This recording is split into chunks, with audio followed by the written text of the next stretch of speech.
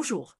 Dans cette vidéo, nous allons résoudre une suite définie par u sous 0 égale à 14 et u sous n plus 1 égale 5 fois u sous n moins 6. Nous calculerons les premiers termes, démontrerons le comportement des deux derniers chiffres par récurrence et trouverons la formule explicite.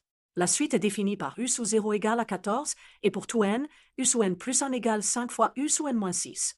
Calculons u1, u2 et u3 pas à pas.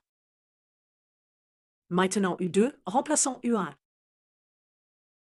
Et u3 de la même façon. Regardons maintenant les deux derniers chiffres des premiers termes, u sous 0, u sous 1, u sous 2, u sous 3. Pour formaliser cela, posons a sous n égale à u sous n modulo 100. Alors on a a sous n plus incongru à 5 fois a sous n moins 6 modulo 100. Initialisation. A sous 0 vaut 14, a sous 1 vaut 64, donc la propriété est vraie pour n égale 0 et pour n égale 1. Hérédité. Supposons la propriété vraie pour un certain n. Si n est pair, a sous n égale 14.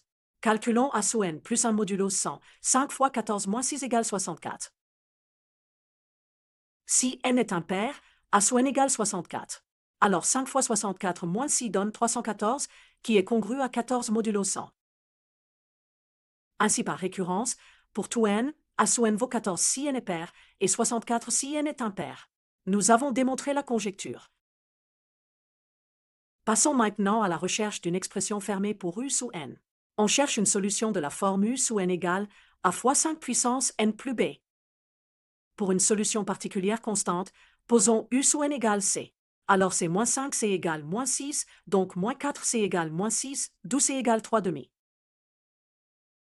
Donc la solution générale est u sous n égale a fois 5 puissance n plus 3 demi.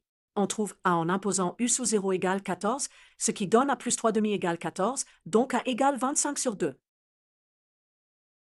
La formule explicite s'écrit donc u sous n égale parenthèse 25 fois 5 puissance n plus 3 parenthèse sur 2.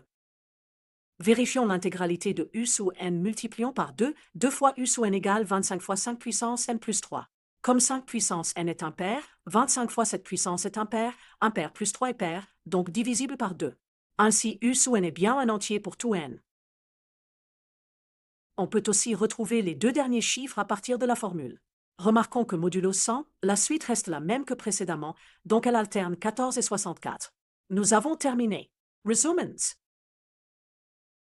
Conclusion. Nous avons calculé les premiers termes, démontré par récurrence l'alternance des deux derniers chiffres et obtenu la formule explicite.